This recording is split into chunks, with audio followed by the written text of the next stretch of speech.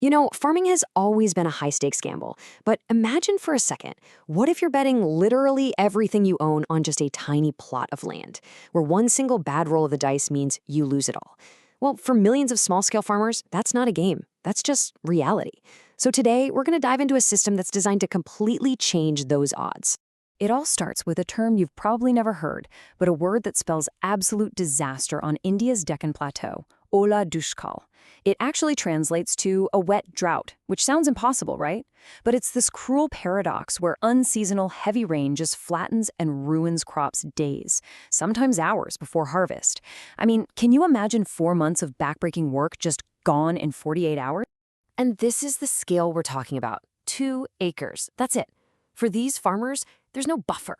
There's no economy of scale to absorb a shock like an Ula Dushkal or a sudden pest outbreak. The margins are just razor thin, and they're living in this constant state of vulnerability. Okay, so let's really frame this problem. You've got the farmer, who's basically our protagonist here, and they're locked in this struggle against not one, but multiple powerful forces, all at the same time. The problem really boils down to this triad of threats. First up, climate volatility. You know, those crazy unpredictable rains we just mentioned. Then there's biological instability. We're talking about stealthy pests like the pink bollworm that literally hollows out cotton from the inside, or nasty diseases like red rot, which they call sugarcane cancer. And finally, there's this growing labor and knowledge gap. Skilled workers are hard to find, and a lot of the best advice, it's locked away in English, totally out of reach for the local Marathi-speaking farmers. So when you're facing a 3-front war like that, how can a farmer possibly fight back? Well, this is where the proposed solution comes in. A system called Apollo, which is designed to be a kind of digital Agri-Guardian. And this right here, this illustrates the core idea perfectly. See, Apollo isn't just another app. It's a complete, closed-loop system. Just look at the flow. It takes in data through a sensing layer, it processes all that information in a thinking layer, and then it triggers a physical intervention with an acting layer. Sense, think, act. It's such a powerful and honestly intuitive way to build something like this. And this quote just states the mission loud and clear: to decouple agricultural productivity from climate volatility. The goal isn't just to predict the weather, it's to build a system so resilient that the farm's success is no longer totally at the mercy of some random storm. This really gets to the heart of what makes Apollo so innovative. Right now, a farmer might have, say, a weather app, a soil report from somewhere else, and a market price tracker. But they're all in their own little silos. They don't talk to each other. Apollo's whole purpose is to smash those silos and create a single intelligent nervous system for the entire farm. So let's actually break down the anatomy of this digital guardian, using that simple framework we just talked about: sense, think, and act. First up is the sense layer, which the project calls the cognitive shield. It works on 2 different scales. At the macro level, it's using Sentinel-2 satellite imagery to get the big picture. It's like looking down at the farm from a plane, spotting big areas that are struggling. But, and this is crucial, it combines that with microsensing from a rover's camera right on the ground, getting millimeter-level detail. That's like using a magnifying glass to spot one specific bug or the very first sign of a disease. Next is the think layer, the AI brain. And honestly, this is a really smart design. It uses a powerful little computer, an NVIDIA Jetson, to do all the heavy lifting for the real-time AI vision. That's what lets it see and identify problems. But it offloads the actual robot control to a super reliable and simple computer, a Raspberry Pi, which is running a standard system for robotics. This separation of the thinking part from the doing part, that's exactly how reliable real-world robots are built. And that brings us to the kinetic hand, the ACT layer.